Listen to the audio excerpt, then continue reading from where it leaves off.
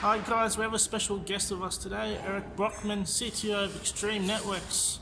He has come into Sydney today on a world tour to talk about the new face of the company. He's coming on a special day in Sydney. I'd like to welcome Eric to our lovely city. And Eric, can you please start off and tell us what's your tech background? Yeah, so my name's Eric Broockman. I'm the Chief Engineering and Technology Officer for Extreme Networks.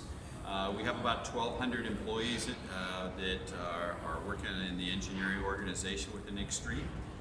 Within the last year, we've acquired the wireless part of Zebra, which used to be the Motorola Wi-Fi division. We've acquired Motorola. We've That's acquired the networking division of Avaya, which had been the Nortel networking division before it was sold to Avaya, and we bought the Brocade's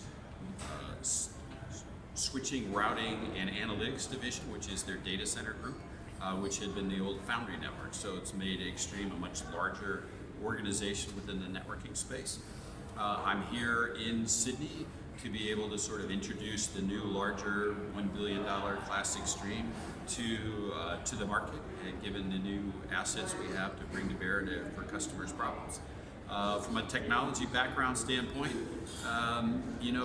when I graduated college, I was a National Science Foundation Fellow, working on my PhD in applied mathematics and signal processing. The DSP, that's very I interesting. went to work for IBM, worked there for a long time and worked my way up through technology. I was a senior technical staff member when I was at IBM and a product R&D manager.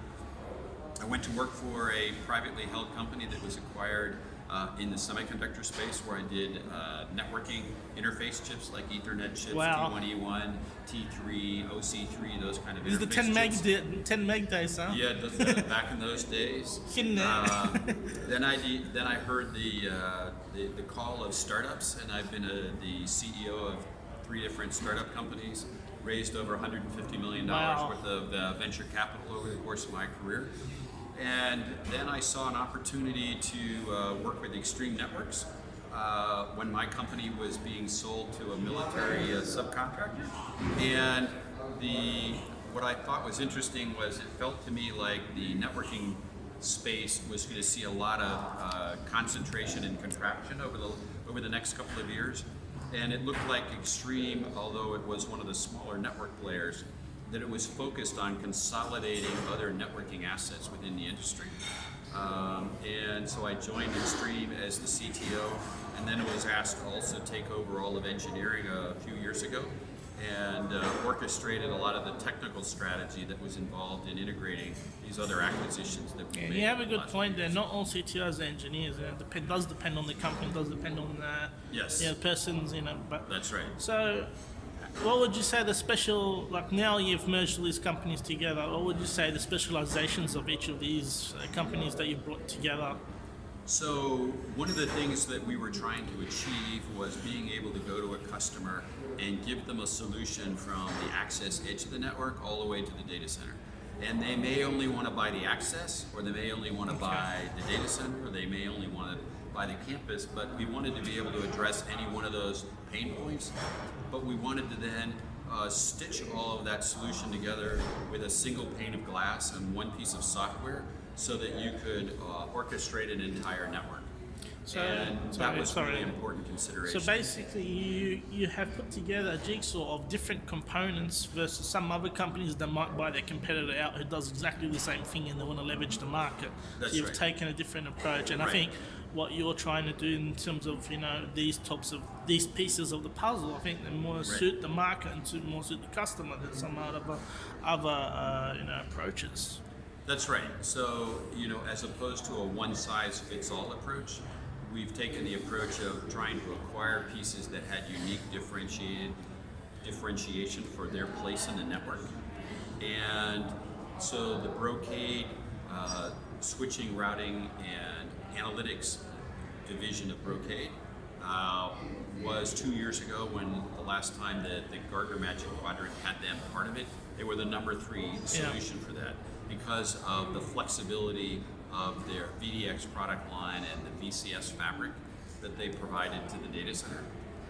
And then within the last year, they recently introduced the new SLX product family that has an excellent IP fabric, which really mimics what the largest hyperscale data centers use. So we're going to just go into a bit detail in a second about different Wi-Fi and Ethernet switches. Just to give our viewers an overview, what would you, in a nutshell, what's the difference between a campus network and a data center-centric network? So, a campus network, in some sense, you can think about as the connectivity between the end user and getting that data to the data center. And the data, okay, very simple. Very simple explanation. That might be data that's going to a data center that's owned by a company, or it may be a data center where it's in a cloud, whether it's in an Amazon or a Google or an Azure. So you'd say the data center is not end user centric, but some people would see it when you access a cloud resource, you're end user centric anyway. So it's just, I think maybe it's just a way of seeing things, but I think your explanation does make sense. So data center term has evolved. In the old days, you would have called something a server room that had a few servers. The broader term of data center today is anything that's an x86 server of some kind, whether it's a few of them or up to thousands and thousands. Okay, so you gave us a presentation earlier, and you looked at, we looked at some emerging trends, and one of the first trends is you have Wi-Fi AX. Right. What's the company you think about AX? I mean, AC has been, I think even now after several years, AC is still a bit future-proof for the majority of users. How do you see how do you see AX going? So that's a really excellent observation, and although in certain environments, AC and AC Wave 2 can really make a difference. One of the things that's very fascinating about the new AX standard that's coming to market right now is that its focus has not been on speed, although it can be a little bit faster. Its focus has really been on density and the end user experience. And it's borrowed a lot of the core technology, the OFDMA technology comes actually from cellular technology of a couple of years ago. So rule of thumb is that an AX network is going to be able to be more than 4 times as dense with actually better performance, and better performance not only just measured in terms of link speed, but better performance in terms of link integrity, so the signal-noise ratio. And the other thing that it's done is it's the first standard that was designed specifically to be able to do wireless voice and do wireless voice really well in Wi-Fi to be competitive with a cellular technology. Because before, all these low latency things, they were pretty much crap on Wi-Fi. You need a proprietary standard, and we have WMM, and we have all these different things. Right. Specialist vendors like Avaya and all these guys trying to optimize it, and still after almost 20 years now, it's still... So basically the nutshell is the end user is going to have a better experience with AX versus the speed race. The speed race is over. Yeah, in a nutshell. The speed, absolutely. So the speed race, most customers can't use all the speed that's in a Wave 2 already. Yeah. But now by having much better density and much better latency, and what happens is you can now start to have wireless voice where you roam through an enterprise and you don't drop your Microsoft Link call, for example. Or it doesn't garble or something. Right, or it doesn't, or something bad doesn't happen to it. The other thing that it does is this is not something that's a today problem, but if you think about the user interface, over the next couple of years, we're going to start to see augmented reality and virtual reality capabilities. Buzzword bingo. And a lot of that stuff sounds like sort of science fiction, a little bit nutsy kind of stuff as a user interface. But the amount of bandwidth that that's going to take is going to be a big step forward. Okay. Going off Wi-Fi, going on to enterprise switching, you talked in your presentation that your company wants to focus on, you said earlier, a single pane of glass. Yes. Focus on the software. Right. And we're going to commodity hardware now. Broadcom have Tomahawk and Trident, and everyone's using that. Open guys are using that. Open Compute guys are using that. Do you really think that's going to be a marketable thing? Because everyone's going to make the same hardware now, and everybody's advertising a single pane of glass now. So it's interesting, 2 things about what you're talking about. From a single pane of glass standpoint, a lot of people say that, and there's like an implied asterisk. And the implied asterisk is they have a single pane of glass for a particular set of use cases, and then when you ask them a set of other things, oh, well, we have another product, that's another single pane of glass. And then, so they end up with a collection of single panes of glass, and they say, well, you can have it be multiple tabs on the same screen, so isn't that a single pane of glass? And what we're trying to do is have a unified database where all of the data is in one place. You have different views and different workflows from that same interface, which we would contend really is a single pane of glass. Sorry. Go ahead. You also mentioned you not support. I mean, you consider like the user can use different types of platforms such as pfSense and so on. You're right. How do you compete against free? So let me go back to one other thing. You were talking about Tomahawk and Trident 2 and so forth when it comes to differentiation. So in this day and age, when somebody talks about some form of a data center, nobody thinks twice about the fact that 98.9% of all the workloads out there are running on some version of Intel x86 silicon. Yeah. And from a differentiation standpoint, it's all in the software above that. Okay. And people are perfectly comfortable with the fact that it's one Intel architecture. But people have been brainwashed by certain vendors that, well, unless you have a proprietary piece of silicon, you're not going to have the right answer. When in fact, if you look at Broadcom, who's the largest manufacturer of Ethernet switching chips, their worldwide revenue is something in the 70 to 80 billion range. So they sell actually more in chips, than the biggest networking vendors do in systems. And so, if you really want to leverage all of the most efficient R&D engine out there for developing Ethernet, it's really Broadcom-based solutions, or somebody who's one of their competitors who has a lot of scale. And so, the way we look at it is, it's not really about locking yourself into a proprietary piece of silicon, but really the software value add.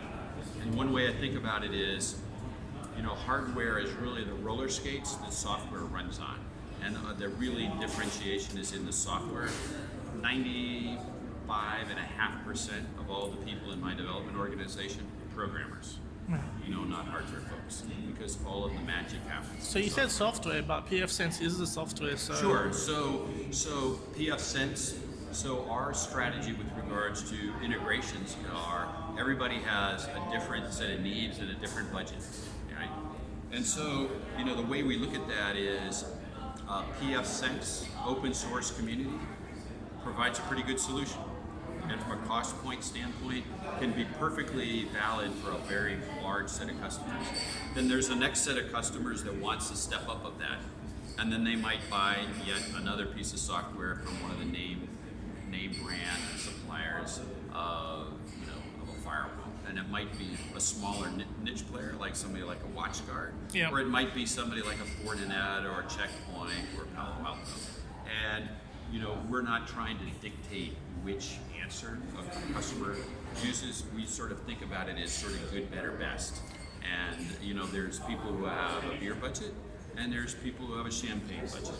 You mentioned a very new concept to us during your talk, virtualization on the switch. Yes. In a nutshell, what does that, what advantages does that provide to a company, to administrator, and how much hardware resources does it need? For example, do we need a little Intel chip? Because you mentioned Intel. Do we need Xeons? Just give us an overview in the nutshell, because this is something I've never heard of before. Virtualization on the switch. So the reason that you would, so there's going to be a class of customers who are going to want to buy a switch tomorrow that acted the way they used to buy switches a while ago. But if you add the ability to have virtualization inside of a switch, then one part of the CPU is running the normal networking protocol functions. But now what we can do is we can send data that's going through the switch into this virtual machine as if it had a NIC card. And now you can look at the traffic and select what traffic you want to make a look at. So if you look at the what somebody running a network needs to do sometimes. They're trying to debug or understand the traffic patterns or what's going on with a user, class of users, or a type of traffic. Now all of a sudden, by having a virtual machine that runs on a switch that you can send traffic to, you could run a product like a Splunk, or you could run a Perf-Sonar kind of product. You could run Wireshark, or a variety of other products.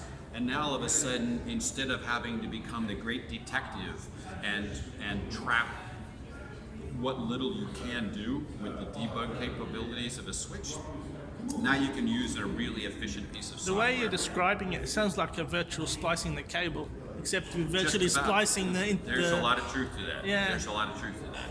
It's almost, in some sense, you're having the equivalent of a really small scale packet broker built into a switch so that you can send software. So basically we can do these utility tasks without modifying the network operating system that's running the switch, without modifying our configs. Go, okay, I want to do a specific task, I'll load it on there. That's right. So what hardware are we looking at for that sort of... So that hardware is already available from the SLX family in the data center. They started shipping that a year ago, and a lot of customers leverage that to great effect. They run analytics in that guest machine or other types of containers. But the trend that we're on is we're going to take that across the whole product line. So not only is it run in the data center, it runs in the core, it runs on the campus, and it will run all the way to the edge. And not only will it run in the switching infrastructure, it's also going to run on wireless appliances. Oh, okay. So that now it doesn't matter whether it's the wireless side of the network or the wired side of the network, whether it's the access side of the network or the core of the network. You're going to have the ability to debug whatever part you need in the network. Well, it's not only will you be able to have the debug, and that's exactly correct, but we get to be able to leverage cloud-related tool sets that were done for Linux-based distributed applications that are in a cloud data center, and now all of a sudden you're going to be able to put those on top of an infrastructure. Okay, just to wrap up a couple more things. Sure. We are seeing an emergence of higher gigabit technologies. In your talk, we talked about 2.5, 5, 100, 400, and we've seen some specs drop off. I think 40 is gone now. What can a company like you who makes these big iron switches, what can you do to lower the cost of these sort of things for the actual whole industry? Us guys, the enthusiasts, the consumers, we're trying to get 2.5, 5, 10, the cost dropped. And what vendors are telling us, the switches are too expensive. As a switch vendor, a bit for a different segment, is there anything you can do for the whole market as is? I mean, So there's two distinctive vectors related to that, and you make some very good observations. So one thing that's happening in the industry that we will be taking advantage of and introducing some new products this spring related to that is that if you look at the nature of traffic flow in a network, the vast majority of the traffic that flows in a network today goes from the edge of the network, and it ends up either in a legacy set of applications, a private cloud application within the enterprise, or it goes to one of the various cloud services, whether it's a SaaS application like Salesforce, or whether it's going to Netflix, Netflix needs a lot of bandwidth for 4K. or what have you. So it turns out that there's some optimizations you can do when you realize that that's the traffic flow, where you can lower the cost and lower the power of the switching subsystems in a notable way, and we'll be doing some of that in the spring of this coming year. And I'm really not at liberty to go into how we do that, but it's industry standard approaches that will be exceptionally cost effective. And you're talking about commodity switches here. I mean, the silicon's commodity. Yeah, I don't like to use the word commodity, but off the shelf. Standardized. Yeah, standardized. That's a more politically correct word. Absolutely standardized. Okay, so so that's definitely one thing, that will have a big effect. On the other hand, there is another trend going on, which is the higher speed networks. A lot of the cost isn't actually the switch itself; it's actually the optics. I was more a copper though. And if you look at the trend for silicon photonics, silicon photonics has the ability to fundamentally change the price point of high-speed optics, and we think that there's going to be an inflection point there over the next couple of years, driven by the hyperscale guys. Well, that's something for me to talk to Intel about. So that's Yes. not really our Intel. We work with Intel with their silicon photonics, and we think that they're heading in a direction where they're representative of a step function change in the cost effectiveness of optics, which will fundamentally change the cost of bandwidth. Yeah, I mean, those transceivers are very expensive. That's something I've learned the hard way. Just to wrap up our talk, where do you see the networking industry going forward? I mean, we talk, like I said earlier, we know we're 100, 400. And what's the umbrella? Where are things going? I mean, I can remember the days where 10 meg on coax was the, So I remember the original token ring. I remember the original Starland. So my memory goes back to the very early days of 2 megabit. So here's what I really think is going to be happening. What's happening is the networking chips being built by the largest vendor, in particular Broadcom. Their vision has been to add a lot more visibility to what's happening in the network within their switching chips, and use Moore's law to their advantage. Why is that relevant? That's relevant because if you look at what happens in a network on a day-to-day basis, a lot of what happens in a given day is relatively predictable, and yet the information that's available to somebody who runs the network is very minimal. So a lot of people who run networks are like detectives, and it takes years of experience to have enough data. Sniff, I smell packets. To be able to be good at it. Once you do a much better job of being able to provide, measurements and statistics and packets to the network, what happens is you open up the ability to use machine learning, and machine learning. I forgot to ask that. Thank you. So machine learning, all those AI and deep learning. So machine learning within the next 5 years, a tremendous number of folks that today would run a network. It's going to be run by a piece of software. And that piece of software is going to do an incredibly valuable job. Now, that doesn't mean there aren't other problems for people to solve in the network. There's always going to be problems. So. But there's always going to be problems, especially when it comes to security. But now all of a sudden, that huge backlog that all the IT organizations always have, they can take the people from this part of the organization and they can apply them to these other problems that are more about the profitability and business outcomes of the organization, and not moving packets from one place to another. So basically, those who need to know, they're going to have a deep view of what's going on with their network, with their company, and AI and deep learning is going to have a bigger role in these sorts of to achieve that task. That's right. Thank you very much, Eric. You've given us a very insightful view on actually the bits and bytes of what it takes to run an enterprise network, and thank you again for coming to Sydney. It's been a great visit, and thank you so much for the time to meet with you today. Thank you.